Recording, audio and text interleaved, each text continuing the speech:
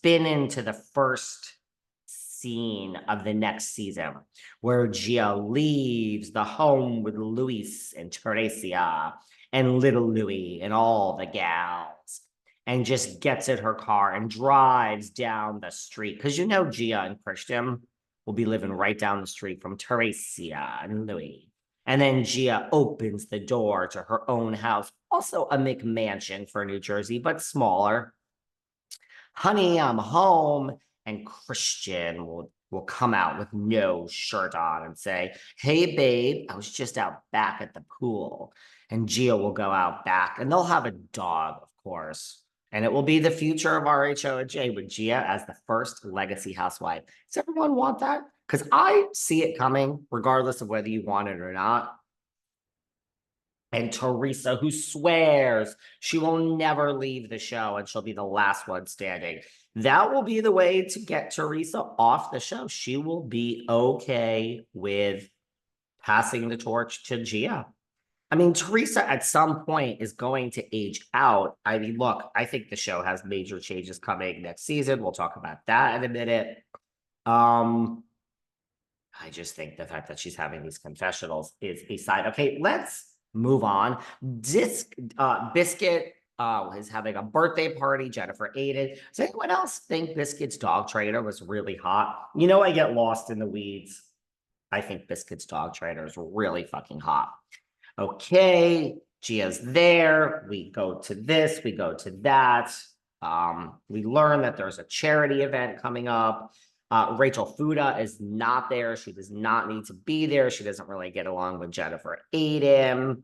Danielle Cabral is at the Dominican. She's not there. We learned that there's a charity event coming up, the Dolo baseball game. And now we get into the fact that there was another charity event that passed. Remember when all this happened in the real world? Danielle Cabral, and she sent out the flyer, and Dolores and Teresa and Jennifer were on the flyer. At this point, Danielle is a total newbie. It was, I believe it happens kind of during like season 1 towards the end. So we knew who Danielle was, but we didn't really, you know, like in between season 1 and 2, we didn't really know who she was. So of course she wants Dolo and Teresa, the queen, and Jennifer on the flyer. So they're on the flyer. They're going to the charity. Sure, we'll do anything for charity. This woman, Lena, who we have seen in the past on the show, you know, it turns out that Lena does hair. She does Teresa's hair sometime. And Danielle needed a touch-up day. She opened the salon and she went in, and there she was in VIP. And the waitress said, why are you there? You have to go. Now, so much is happening in this scene. First of all, I mean, who really wants to sneak into VIP? So, but regardless, once you're in the VIP area, like, they're not always so. First of all, this isn't like sneaking into the Madonna VIP or the Swift VIP. This is like at some godforsaken restaurant in the middle of fucking East bumfuck New Jersey, God only knows where. So you're in the VIP. I mean, how many people are in the VIP area? 5, 10, 20? Like, who the fuck cares, first of all? Second of all, I mean, once you're in, the thing about VIP, once you're in, yeah, if you're coming and going, where's your wristband and this and that? You know, at Coachella, we just had that thing with Sheena where she was kicked out or whatever. She didn't have the VIP on for DJ James Kennedy's set with Pauly D. But like, once you're in VIP, there's no one really walking around and saying, oh, so you want another drink? You have the wrong color wristband. Like, you somehow got in. So I just want to know, now I'm really in the weeds, how someone singles this woman out. I mean, is Danielle Cabral that basic that she's like looking over at who's in VIP and she could see because it's at some piece of shit restaurant in New Jersey and you're like, get that woman, you know, out of VIP? So I just think that's where this woman who opened the shop and did her hair is kicked out. You know, starting to really not be so sure about this Danielle Cabral. I'm really not. You know, we have all those rumors about what happened at BravoCon. I just don't like people that think that their shit don't stink. Like, first of all, girl, I mean, you're in your second season of a Real Housewives show. Like, give me a fucking break. Like, you're gonna start acting like this already. Like, with all those other shows that she was on before this, like, this girl really thinks she's fucking famous, doesn't she? I mean, she is famous, but they're not doing Danielle Cabral any favors. Like, I think Rachel Fuda personally is having a great season. Love her or hate her. Rachel and John Fuda are there. Rachel is doing the job. I mean, for a second, and look at the preview for next week, episode 5. Teresa basically tells off Fuda. She slams it right back at her face. You're pathetic. You're a has-been. I need to come against the queen, Teresa.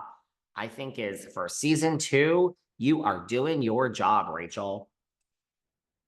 I mean, Cabral is she's the two are separating each other. It's no longer the newbies. We have the newbies, Jennifer and Jackie. Now they became their own people. One of them is still a housewife, one of them is a friend of. I don't think either of them are coming back. But Fuda's really pulling ahead here of Cabral, love her or hate her, and having a season. So, but do I think this happened and that Cabral kicked out this woman, Lena, from VIP at the shit-ass restaurant in the middle of nowhere in East Bumfuck, New Jersey? I do. I actually do think that happened. So then we have Jennifer Aydin, who is just like, well, this Jennifer, let me tell you something. All this stuff that is coming out from Melissa's old nose and all this stuff that Teresa does and paying the RHONJ bloggers, allegedly, I know, blah, blah, blah. But Jennifer's tied up in that. But there's something about me that always just thinks that, I do just think under it all, Jennifer is a good girl who just can't fucking help herself. The girl can't help herself. She's going to be off the show next season, I think. I do. I feel it. And she's still going to be digging. I think she likes this. I'm fine with her coming back. She's kind of funny, this Jennifer Aydin, but she can't help herself. She's digging. She tells us there's more to Danielle than meets the eye. She's so offended by Danielle kicking Lena out of the VIP. Girl, you love this shit. You love this. Her dog trainer was so hot. Go back and watch it. Biscuit. The dog wins the competition. It's the dog's birthday.